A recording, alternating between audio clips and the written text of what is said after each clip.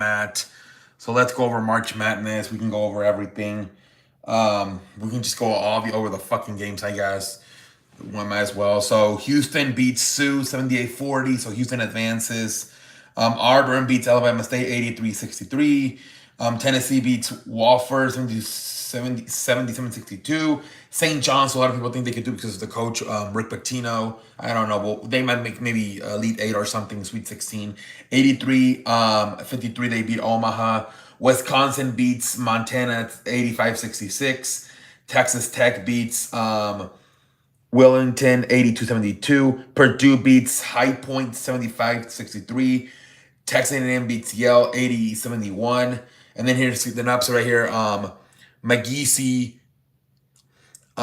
beats Clemson 69-67. That was a good game, upsetting Clemson. Michigan beats San Diego 68-65.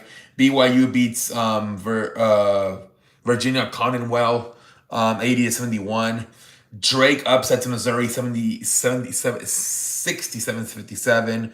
Arkansas upsets Kansas 71. For the first time in a long time, Bill Self gets eliminated in the first round. Pendejo face for him.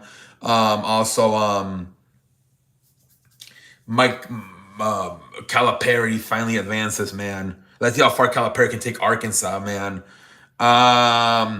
UCLA beats Utah State 22-47.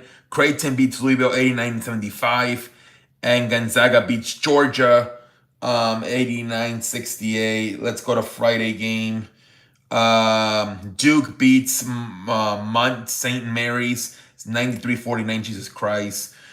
Florida beats Norfolk 95-69. Alabama beats Robert Williams 90-81. I think that's the school that beat Virginia as number one, like back in 2019, if I'm not mistaken. Michigan State beats Bryant's 87-62. Iowa State beats Lipcom 82-55. Kentucky beats Troy 76-57. Maryland beats Grand Canyon 81-49. Arizona beats Akron 93-65. Colorado State upsets Memphis 78-70. There's not a lot of upsets were they that tonight, I don't think. Oregon beats Liberty 81-52. Ole Miss beat North Carolina 71-64. Illinois beat Xavier's 86-73. St. Mary's beats Vanderbilt 59-56. New Mexico low-key upsets Marquette 75-66. Baylor beats Mississippi State 75-72. And UConn beats Oklahoma 67-59. So we didn't really get too many upsets today. Like I said, Duke won, Florida won, Alabama won, Michigan won, Iowa won, Kentucky won, Maryland won, Arizona won. Outside of Memphis, nobody really got upset tonight. Not a lot of upsets today so we're kind of done. We'll see what happens. Tomorrow we have more games as we start the second round of this puppy. But should be interesting to see what happens, ladies and gentlemen, with this March Madness bracket. But so far, I believe no one from 4 or higher seeding has been eliminated. I think only 5 and 6 have been upsetted. So let's continue to move on, ladies and gentlemen. So it was reported that Aaron Rodgers, let's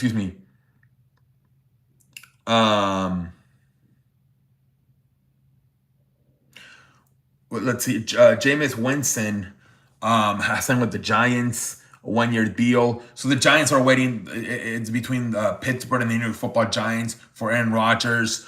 But I don't know. The Giants might be getting a little bit frustrated now. They're saying Jameis Winston. Meanwhile, the Steelers had a 7-hour meeting with Aaron Rodgers. So maybe Aaron Rodgers. Let's see if eventually he also wants to meet with the Giants. But supposedly today he was at the Pittsburgh Steelers facility for most of the day. No deal was made or agreed upon, but they will stay in touch. But Aaron Rodgers finally today in person met with the Pittsburgh Steelers at the facility, and literally a few hours later it was announced that the New York Giants had signed Jameis Winston. So maybe they know something that it looks like he's headed to Pittsburgh. So we better look at a different direction. At least for 1 year, we'll see what the future holds. They could also still maybe draft Shador Sanders or Cam Ward could the New York Football Giants. But yeah, man. Let's see here anymore. Not really a lot of news. That was basically the biggest news of the day in the sports world.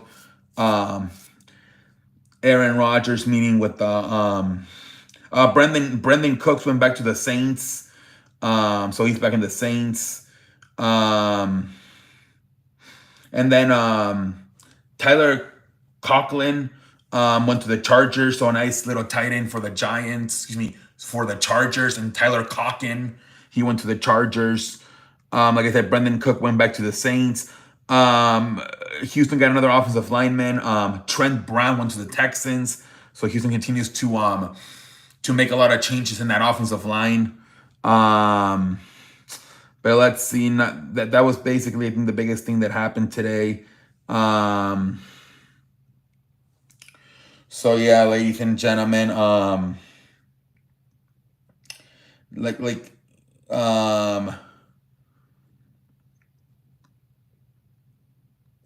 let's see here. Mark Kane went to the Royals. Former Met Mark Kane went to the Royals. Julio Urias is suspended until freaking July for domestic violence charges. So he will be able to play sometime, but after the All-Star break will Julio Urias. So we'll see how the hell that goes for Julio Urias. Ladies and gentlemen, but yeah, Julio Urias was suspended, man. But yeah, that was basically it. Steph Curry, last night he got hurt. They're saying no fracture in his ass. He just has I don't know, like a hurt. But he said he could miss at least they're gonna go on a road trip, and he could miss at least the first game of the road trip with the injury. But we'll see what the future looks like for Steph Curry, ladies and gentlemen. But yeah, man, that's pretty much it in the world of sports, man. Ladies and gentlemen, obviously, a little bit of NFL free agency. We're slowly getting ready to kick off the baseball season here in the next few days. And like I said, obviously, we're in the midst of this March Madness tournament with the first round ending tonight. And like I said, outside of maybe like a fifth seed, I think at the most, has been upsetted. Nobody else really has been upsetted. So not too many upsets, really, low key. You got your typical 12 beating a 5 or 11 beating a 6. But outside of that, not a lot of upsets. So we'll see what happens tomorrow. But yeah, I don't know if I can ever remember going through the entire first round, playing all these damn games, and nothing more than a 5-6, nothing more or lower than a fifth seed getting eliminated. I don't know if I ever seen I think all of the 4 and all of the 3s and all of the 2s and all of the 1s survive. When was the last time that happened? But we'll see what the hell happens. But yeah, man, that's pretty much it, ladies and gentlemen. Also a little funny chicken nugget.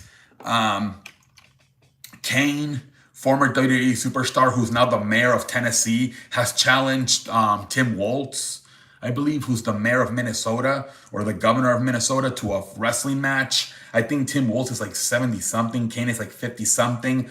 But I don't know what happened. That literally Glenn Jacobs, a.k.a. Kane, former WWE wrestler, has challenged Tim Walz to a wrestling. I don't know. I'm guessing it's a wrestling match. It could be a fight. Who knows? I don't see this happening at all, obviously. I mean, Tim Walz is freaking, I said, I think he's in his 70s. Kane is, I think he's in his 50s, plus he's 7 feet tall. But I don't know where the hell that happened, but I did see that today that legit Glenn Jacobs, the governor of or the mayor of Tennessee, challenges Tim Walz to a wrestling fight. I don't know what the hell happened, ladies and gentlemen, but it is what it is. And yeah, ladies and gentlemen, that's pretty much all I have to say on this freaking Friday night, man. Just making, you're trying to make this video good for you guys on a freaking Friday night. But we will be back tomorrow with our live stream. Although last night the live stream was kind of Not too good. We'll see if tomorrow we can get more energy. But anyways, it is what it is. Have a good night, everybody.